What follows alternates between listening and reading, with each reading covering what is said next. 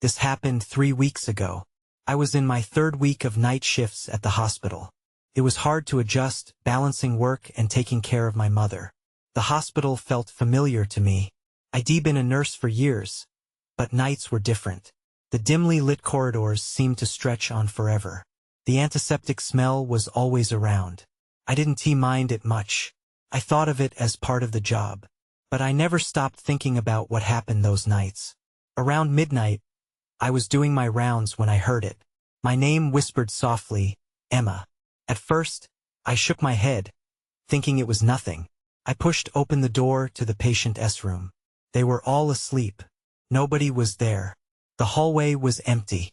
Still, I felt a chill run down my spine. I shrugged it off. As the days turned into weeks, I started seeing flashes of shadows in my peripheral vision while treating patients. It was unsettling. My heart would race. Maybe I was just tired. I wanted to blame it on fatigue. But still, it felt like someone was watching me. Every time I turned, I saw nothing. On a particularly long night, I walked into room 204. That's when I noticed a blood-stained bandage on the floor. It shouldn't have been there. My heart pounded as I examined it closely. The patient had no recent injuries. I glanced around the room. It was empty. Outside, the staff hurried past, oblivious. I wanted to ask someone, but it felt silly. Maybe I was imagining things again. That night, I finished my rounds feeling uneasy. I could hear whispers again, this time getting louder. I turned, scanning the shadows. My chest tightened. I realized I was alone now in the corridor. The whispering sounded like it was all around me, echoing my name. My heartbeat quickened. Why was this happening? I took a deep breath and reached for the door of room 205. I had to check. The patient's eyes were closed, their breath steady. But then, I saw it again, a blood-stained bandage on the bed that wasn't there before. I froze. I felt dizzy. Had I lost it? Was I seeing things? I ran my fingers through my hair, trying to shake off the feeling. As I stepped back into the hallway, that feeling of being watched returned, stronger this time. I knew something was lurking in the dark, just past my vision. I turned to call for help, but the room was silent. The whispers faded. Then the lights flickered above me, buzzing ominously. Suddenly, I heard it again, a chilling whisper crawling up my spine. Emma. Then the lights went out. I stood there in the dark, heart racing. I was scared. I couldn't see anything. Felt wrong. I fumbled in the dark, backing away from room 205. The whispers returned, now louder, more frantic. I realized they weren't just whispers. They were cries, pleas for help. I was frozen in place. I understood then that the shadows weren't just my imagination. They held secrets. Secrets I never wanted to know. My shifts would change that night for good. I stared into the darkness, knowing I'd never be the same. I stood there, barely able to breathe, consumed by the darkness. The whispers had grown frantic, like 1,000 voices merging into a single plea. I clenched my fists, reminding myself I needed to stay calm. This was the hospital, not a haunted house. But I felt anything but safe. With every ounce of courage, I made my way down the hallway, my footsteps echoing in the silence. I turned down the next corridor, towards the nurse's station. I needed answers. I wanted to tell someone what was happening, but doubts overwhelmed me. Would they think I was crazy? I couldn't shake the feeling that I was slowly unraveling under the weight of something I couldn't see. Once I reached the station, I found Carla, a fellow nurse, checking the logs. I hesitated before speaking. Did you hear anything strange tonight? Whispers or the words caught in my throat. She looked up, her brow furrowed but her expression kind. It's just the night. Sometimes it gets quiet, and our brains play tricks on us. She chuckled, but the sound didn't ease the tension in my chest. You've been working too hard. When was the last time you had a good sleep? I paused, trying to find the right words. The blood-stained bandages, the whispers, they were real. I don't think it's fatigue. Something is off. Carla shrugged and returned to her paperwork. Everyone has their nights. Just give it time. You'll get used to it. I turned away, feeling dismissed and more alone than before. I didn't want to believe it was all in my head. I decided to stick to the more populated areas. Maybe if I stayed near others, I could brush off the eerie feelings. I resumed my rounds, focusing on the patients. Each room was a small sanctuary, a quiet escape from the unsettling atmosphere outside. But then I reached room 207. The door stood slightly ajar, and the light inside flickered. The patient, a frail elderly man, was asleep. A shiver raced down my spine, but I steeled myself, stepping inside. I could do this. I needed to check on him. As I approached, something caught my eye on the bedside table. My breath caught as I picked up an object wrapped in a hospital blanket. Felt heavy. I unwrapped it carefully to find a small, bloody scalpel. Confusion hit me. How? Why? This shouldn't be here. Suddenly, the old man stirred, his murky eyes fluttering open. Emma, you shouldn't have come here, he rasped, a chill weaving through his words. My heart raced. How did he know my name? Excuse me? I was stunned. My grip on the scalpel tightened. What do you mean? He shivered, ignoring my question. They're restless. They need help, but it's too late for me. I took a step back, panic clawing at me. The shadows in the corners of the room seemed to shift. I glanced around, fighting the urge to flee. Who needs help? I pressed, desperate for answers. The old man pointed a trembling finger at the wall behind me. Then the lights flickered again, plunging the room into shadow. This time, I heard a low, mournful wail echo from the shadows. It became a cacophony, drowning out my thoughts. Without thinking, I bolted for the door. As I stumbled into the hallway, I sensed it then a force, an energy creeping behind me.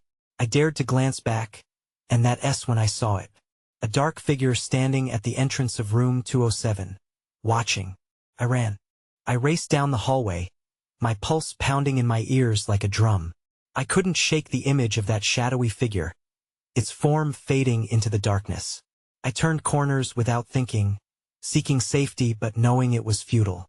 No one else seemed to notice the rising tension in the air, the indescribable weight pressing down on me. I reached the supply room and burst through the door, slamming it shut behind me. I leaned against it, catching my breath. The sterile smell of disinfectant filled my lungs, but it only added to the sense of unease. I needed clarity, something to ground me. I took a moment to collect myself. My thoughts raced as I recalled the man's words. They're restless. What did he mean? I glanced around the dim room, searching for anything that could explain what was happening. There, atop a stack of extra linens, lay a tightly packed folder. I reached out hesitantly, pulling it closer. Inside were the charts of patients who had passed in this very hospital over the past year. I flipped through the pages, heart sinking as I read the names. Each one was a reminder of loss, but what struck me was the date on one specific patient right around the same time I started working here. I heard a soft thud against the door, jolting me from my frantic thoughts. Frozen in place, I struggled to breathe as the noise came again, a subtle but persistent knocking. I glanced nervously at the door, torn between curiosity and terror. Is anyone in there? A shaky voice called from the other side. It was Carla. You okay? You disappeared. I'm fine. Just give me a second. I shouted back, trying to steady my voice. I had to get out of this room, but I needed answers first. What was that presence? Why had I felt so drawn to room 207? I slipped the folder under my arm and slowly opened the door. Carla stood there, concern etched on her face. What happened? She asked, glancing past me into the supply room. I just needed a moment. I stammered, trying to sound normal. Everything's okay. Her brow narrowed, but she nodded. All right, but we should stick together. The night's only getting weirder, and I don't want to lose you. I couldn't argue. I felt the same pull. So I agreed, and we returned to the station side by side. But I couldn't get the old man's warning out of my head. I had to find out what made room 207 special, and why it felt like my fate was tied to the shadows surrounding it. As we walked past room 207 again, a chill raced down my spine. The door was now firmly shut. I paused, feeling a magnetic pull towards it. The whispers were back, this time clearer, almost desperate. They slithered through the cracks, wrapping around me like a thin thread of dread. Then I heard it, a soft voice drifting from the other side, familiar yet unrecognizable, calling my name. "Emma, help me!" I turned to Carla, panic flooding my senses. "Did you hear that?" I demanded. "Hear what?" she replied, confusion written across her face. Before I could respond, the lights in the hallway flickered again, making a strange popping sound before going out completely. In the darkness, I felt it, a heavy presence closing in around me. "Carla, we need to move." And just like that, I knew my night was only beginning. The darkness was thick, like a heavy blanket pulled tight around us. I fumbled for Carla's hand, feeling her grip tighten as we shifted together. There was only the faint glow of the emergency exit sign, casting a muted light over the walls. For a moment, I wished I hadn't come to work tonight. "Where should we go?" Carla whispered. I didn't know. My mind raced back to room 207. It beckoned me like a siren in the fog, and I could feel its pull deep inside. "We need to investigate that room," I said, surprising myself. "What? Are you crazy?" She sounded alarmed, and I understood why. But there was something about the voice I'd heard, the urgency behind it. I had to face it. "Please, I need to know what's in there." Carla hesitated, glancing around the dim hallway, then nodded reluctantly. "Fine, but if anything happens, we get out of there." We moved slowly toward room 207, our footsteps muffled by the hospital's cold tile floor. Each step felt monumental, and the whispers grew louder, swirling around us like wind through the trees. I could almost make out specific words, chilling and despairing. I reached for the doorknob, my heart pounding as I steadied myself. "Okay, on 3, I said. 1, 2, 3. I twisted the knob and pushed the door open. Creaked, revealing the dark interior. The air felt different inside, charged. I inhaled, experiencing a rush of adrenaline. Inside, the room appeared untouched, a hospital room caught in a moment of stillness. The curtains fluttered slightly as if stirred by a non-existent breeze. "Emma," the voice came again, clearer now. It was more insistent, almost pleading. "Help me, did you hear that?" I whispered, my voice trembling. Carla nodded, her eyes wide. "We need to leave. Now." Just as she turned to go, I caught sight of something out of the corner of my eye. I stepped further into the room, drawn by an unseen force. There, on the small bedside table, was an old photo frame. I squinted into the gloom. That's when I saw it. The face in the photo. It was the old man from earlier, the one who had warned me. His eyes bore into me from the black and white image, and fear washed over me like a cold wave. "Emma, please," Carla urged, tugging on my arm, breaking my focus. "We need to get out of here." "Wait," I shouted, feeling an inexplicable need to stay. I picked up the frame, my fingers trembling. Beneath it was a single note. "Room 207, remember. The unsolved will find you."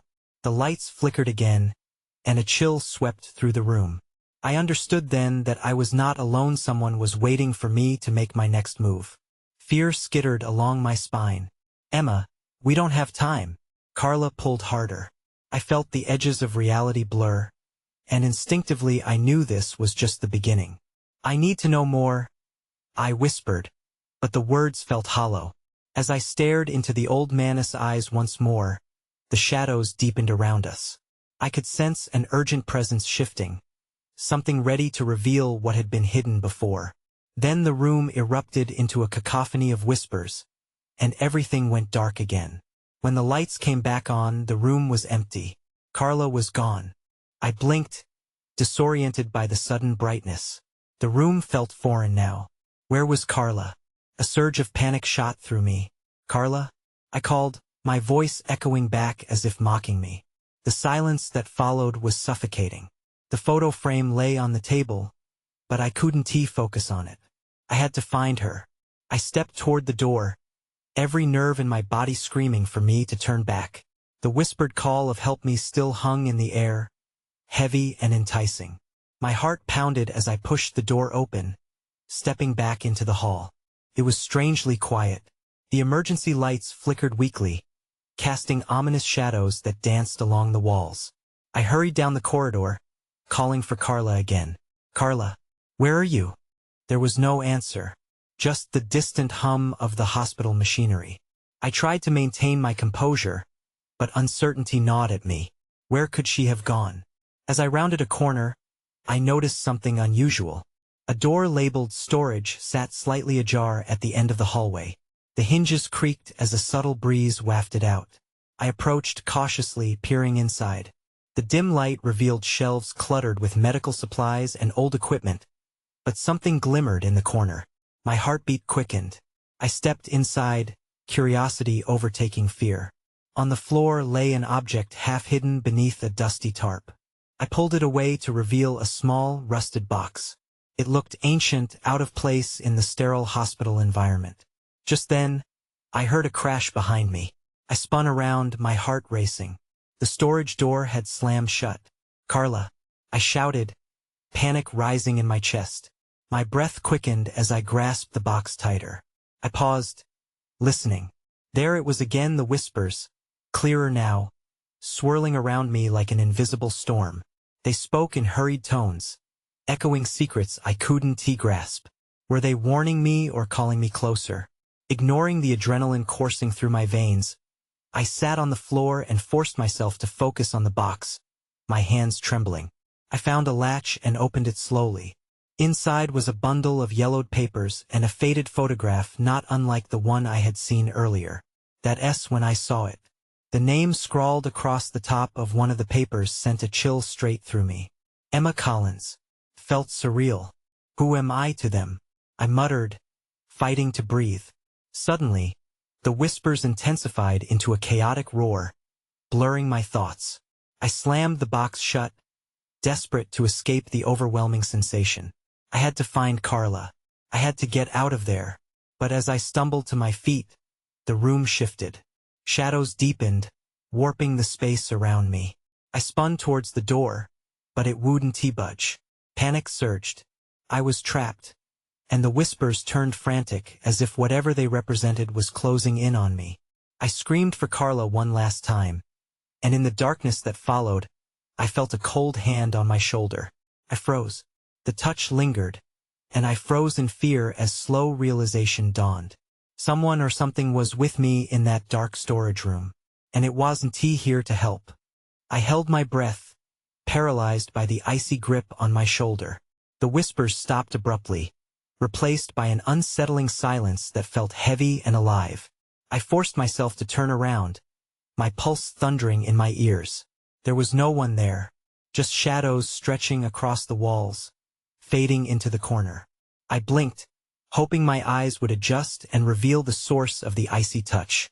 Nothing. The storage room felt smaller now, the air thick and suffocating. I took a step back, my heart racing as I considered my next move. The door remained stuck, and fear crept back in. Why couldn't I get out? I moved to the nearest shelf, scanning the clutter. My fingers brushed against the cool metal of old equipment, but I wasn't looking for anything specific, just an escape route. I needed to find Carla. "Carla," I shouted again, but my voice sounded distant, swallowed by the silence. Then my eyes landed on the box again, still closed but taunting me. What was inside? Why was I drawn to it?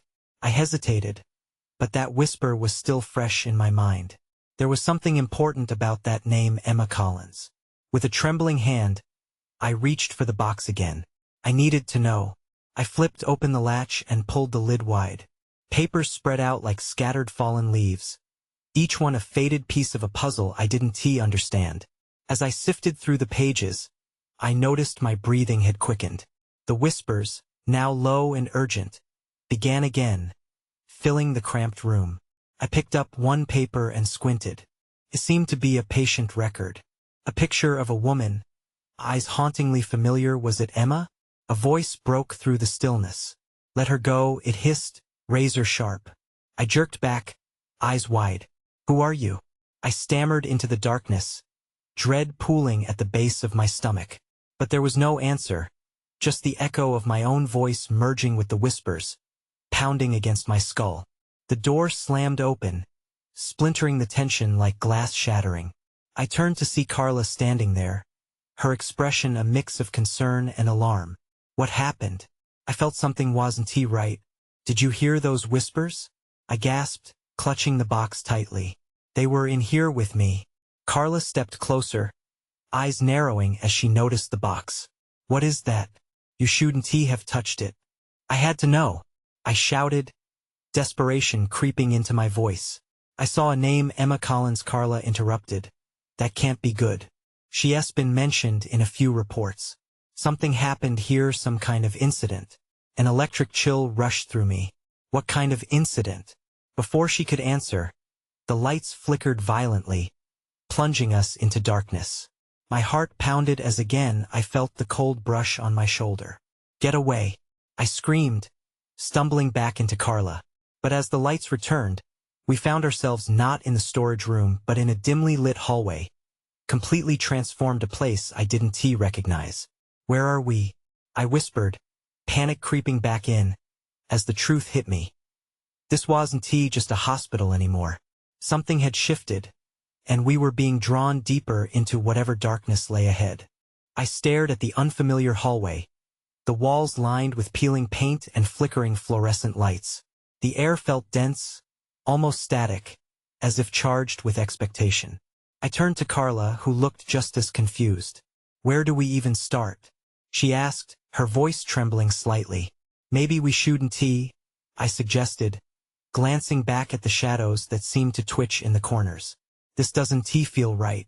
But before I could catch my breath, a distant sound echoed down the hall, a door creaking open, followed by a muffled cry. My instincts kicked in, and I felt an urge to investigate. What if someone needs help? I said, even though a pulse of fear shot through me. Carla hesitated, biting her lip. Are you sure? This place, it's not safe. With a mix of determination and dread, I started down the hall. Each step felt heavier, as if the floorboards were pulling me back. The sounds grew louder, the cries melding into a sorrowful wail. I turned a corner and froze. There, at the end of the hall, stood a figure dressed in a hospital gown. Their back was turned to us, hair hanging in disheveled strands. Emma? I whispered, recognition flooding my mind. The hair on my arms stood on end. Was it really her? Before I could take a step closer, the figure turned around. But it wasn't Emma. The face was familiar, yet grotesque, stretched in a way that made my stomach churn. Help me, the figure cried, but the voice twisted, overlapping with not just one but many desperate tones. I stumbled back, bumping into Carla. That's not right, I gasped, feeling panic rise. That can't be Emma. We turned to run, and the shadows seemed to close in around us. The lights flickered again, plunging us into near darkness. The muffled cries grew louder, echoing down the halls, reverberating in my teeth and bones. Don't look back, Carla shouted, grabbing my hand tightly. We sprinted down the corridor, the oppressive whispers swirling in the air like a storm. It was as if the very walls were coming to life, pressing against us, urging us to stop. Then we skidded to a halt. Ahead, another door stood slightly ajar, a thin sliver of light spilling out into the hallway. I could feel something tugging at me again, an irresistible pull toward that light. We can't stay here, I shouted, adrenaline flowing. We have to go in. With dread twisting my gut, we ran towards the door. As we stepped inside, the light enveloped us, momentarily blinding. When my vision cleared, I found myself in a small room lined with dusty shelves. Papers were scattered everywhere, some crumpled and others torn in half, revealing parts of words I didn't understand. My breath caught. Do you see that? I pointed to the far wall, where a faded poster depicted Emma Collins, her smile hauntingly serene. But beneath it, in stark black letters, was a message that sent chills crawling down my spine. She is never alone. Before Carla could respond, the door slammed shut behind us, locking us in. The whispers crescendoed, drowning out everything else. What do we do now? I yelled, fear clawing up my throat. And as if in answer, a slow, deliberate tapping echoed from the other side. Someone or something was trying to get in. The room thickened with tension, and I realized we weren't just hiding anymore. We were trapped, and the darkness was closing in fast. The tapping grew louder, a rhythmic insistence that echoed in my skull. I glanced at Carla, whose eyes were wide with fear. "What is that?" she whispered, her voice barely audible. "I don't know," I replied, trying to sound steady. The uncertainty twisted my stomach into knots. I scanned the room, desperate for a way out. The shelves loomed over us, their contents spilling like secrets onto the floor. I picked up a crumpled piece of paper, squinting at the faded ink. Emma Collins, 1984. My heart raced. "This is her file, I sent it?" "That's not possible," Carla said, shaking her head. "She disappeared years ago, but how would they have this?" The tapping ceased for a moment, replaced by a sudden, eerie silence. We exchanged a glance, both of us sensing the palpable dread in the air. Then, without warning, the door rattled violently. "Get back," I yelled, pulling Carla away from the door. It felt like something was trying to force its way in, the sound of metal straining and wood creaking. Suddenly, the door burst open, crashing against the wall. Light flooded into the room, but the figure that stood there froze us in our tracks.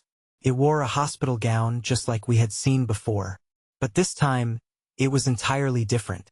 The face was obscured, hidden beneath long, tangled hair, and as it stepped inside, I could feel the temperature drop, a chill creeping along my spine. "Help me," it whispered, the voice hauntingly familiar yet twisted. "It's not real," I shouted, my instincts screaming to run. But my feet wouldn't budge. We were rooted in place, our minds racing. "Emma?" Carla ventured, her voice shaky. The figure tilted its head, and for a moment, I thought I saw recognition in its hollow eyes. Then it lunged forward, and I gasped, pulling Carla back. The room felt smaller, the walls closing in as dread washed over us. "Look for something," I urged in desperation. "There has to be a way out." Carla began rooting through the scattered papers. "There's something here," she called, her voice shaking. She held up another faded document, with a name scribbled in the margin. "Evelyn Hart missing." "Who's that?" I asked, panic rising in my chest.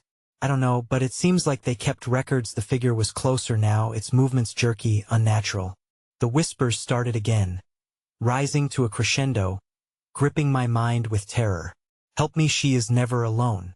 We couldn't linger any longer. "This way." I pulled Carla toward a window at the far side.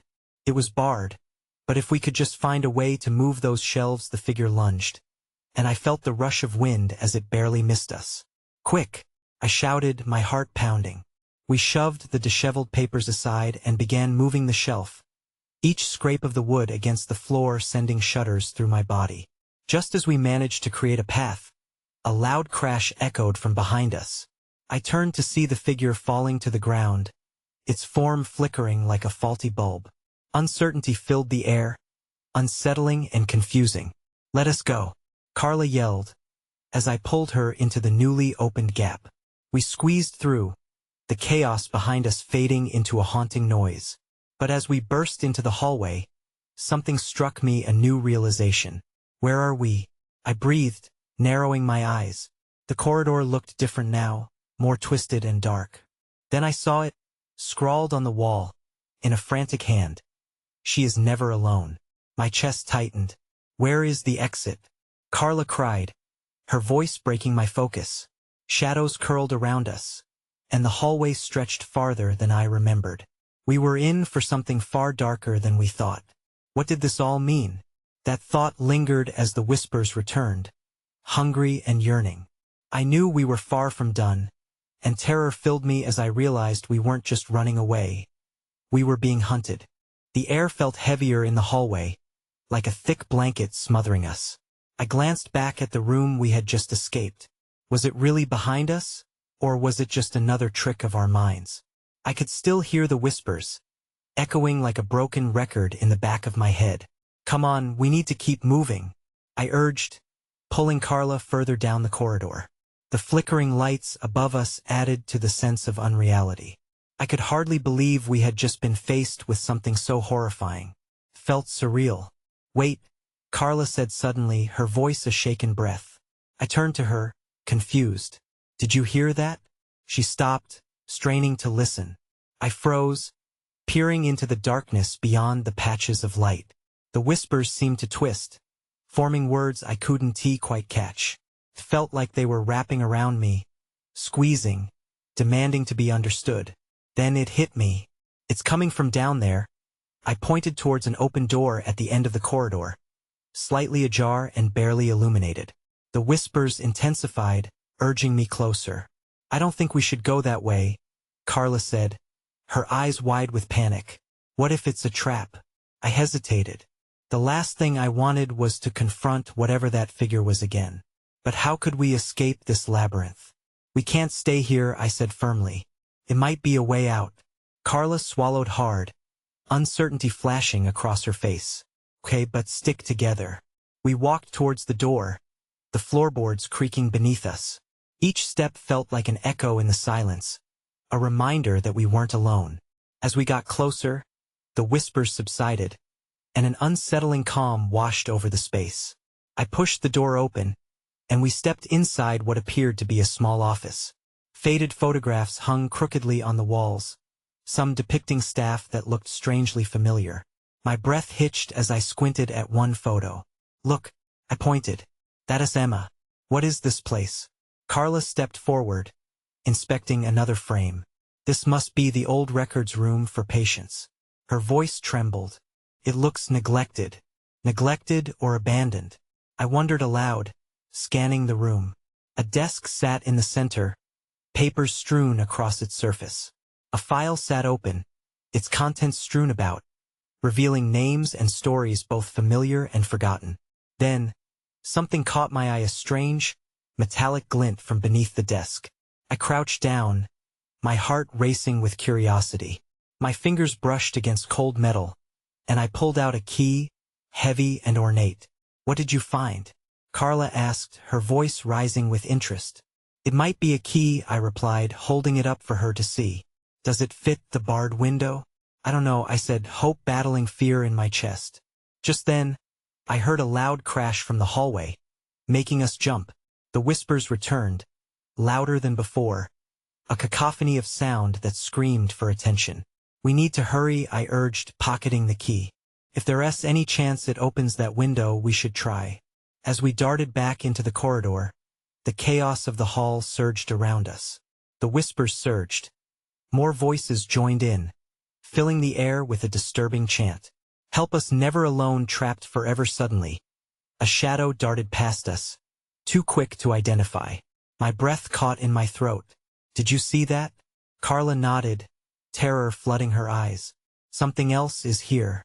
With the corridor stretching endlessly before us, I could feel the weight of the unknown pressing down. We had to escape, but what awaited outside was just as terrifying. As we moved, uncertainty gripped me tighter. I could only hope the key really led us to freedom. The shadows twisted as we hurried down the hall, the echoes of our footsteps drowning in the frantic whispers swarming around us. I could almost feel the air thickening with dread. As we approached the barred window at the far end, I could see the glimmer of light outside beckoning us. Hope surged within me, battling the understanding that it might all be a cruel tease. "Emma," Carla urged, breaking my focus. "This is it. Try the key." I pulled it from my pocket, my fingers trembling. What if it doesn't work? What if we're just playing into whatever's trapping us here? "Then we'll figure something out," she replied, her determination igniting something within me as well. I stepped in front of the window, dread coiling in my stomach, and inserted the key into the lock. It felt cold and heavy in my hand. Holding my breath, I turned it. With a heavy clunk, the latch released, and I felt a surge of hope burst forth. "Quick!" I shouted, pushing the window open. Cool air rushed in, refreshing and fragrant against the stale, claustrophobic atmosphere. Sparks of anticipation ignited as I climbed up and out, but a darkness behind me shifted. The whispers turned frantic, rising to a wailing chorus. "Emma, help, never alone, Emma!" Carla screamed as I looked back, feeling her grip on my ankle. "Get out!" With renewed desperation, I kicked my foot free, stumbling onto the ledge. Carla's eyes were wide with fear. Everything in me screamed to go back, to pull her through. But something was closing in behind her, a shadow darker than the rest, flickering in and out of view like a predator moving silently. "Go!" I yelled. Now, I could barely see her through the swirling darkness. In that split second, she launched herself at me and grasped my arm, pulling herself out just as the figure lunged towards us. We tumbled to the ground outside, rolling away from the window as the whispers collided behind us, an awful crescendo of desperate cries. We lay there, breathing heavily, blinking against the bright night sky above us, illuminated by the stars. The hospital loomed behind, its facade more ominous than ever, but relief surged as we realized we had escaped its clutches, at least for now. "What just happened in there?" Carla gasped, staring back at the building. "I don't know," I admitted, looking towards the window that had now closed with a heavy thud. "But I think it has something to do with Emma Collins. She was there, a piece of her story, almost like she wants us to remember. Or maybe it's a warning," Carla said, her eyes darting. "Either way," I whispered, "we can't go back. Not now." We retreated from the building, the weight of the darkness we had just escaped still hanging over us. As we walked away, the air felt still yet charged, and a sense of dread lingered in my chest. I couldn't shake the feeling that our escape hadn't resolved anything. "I still hear them," I murmured, partly to myself. "What do you mean?" Carla asked, concern knitting her brow. "The whispers. Constantly." I shook my head, unsure if I meant the haunting voices from the hospital or the echoes of the mystery we had just plunged into. "It's like they need something from us." The unease settled in then, fueling our pace. We moved through the parking lot, the shadows of the trees conforming to our fleeting emotions. I turned back one last time. The hospital was ominous, its windows dark and empty. But deep inside, I wondered if we really managed to escape. "Do you think they'll ever let this go?" I asked, half hoping Carla would dismiss it with logic. But she merely stared, a shiver running down her spine. "I don't know, but they recognize you. We're part of something larger now, we can't shake that off." And just like that, the final thread of uncertainty knotted tightly in my chest. We didn't have all the answers, and I sensed the heaviness of unfinished business lingering in the air. The whispers hadn't stopped, they would follow me. As dawn broke, a new wave of anxiety washed over me. I shook my head, trying to push aside the tones and the truth. Whatever spirits lingered in that hospital, whatever demons swirled through its halls, they were connected to us. I looked at Carla as we reached my car, the sunlight casting eerie shadows on the pavement. "It all changed that night. Maybe we should talk to someone," she suggested hesitantly. But even she bore the expression that told me she wasn't sure whether the truth was safer hidden or revealed. I nodded, gripping the steering wheel as I prepared to drive away from the hospital. "We can start piecing it together. Or we can just let it rest," I replied, knowing full well that we would never be free from the echoes of the lives intertwined in that hospital. In my heart, I understood our choices were meant to keep us trapped in perpetual questioning, haunted by whispers that begged for resolution. Whether I joined their call or turned away, I would always be tied to what transpired that night. And as for the answers, I knew I would seek them one day, drawn back to the darkness whether I liked it or not. Because perhaps in understanding, I could find a way to silence their pleas. But perhaps, I would never know if it was all just in my mind or if the shadows had pulled me into their depths for a reason.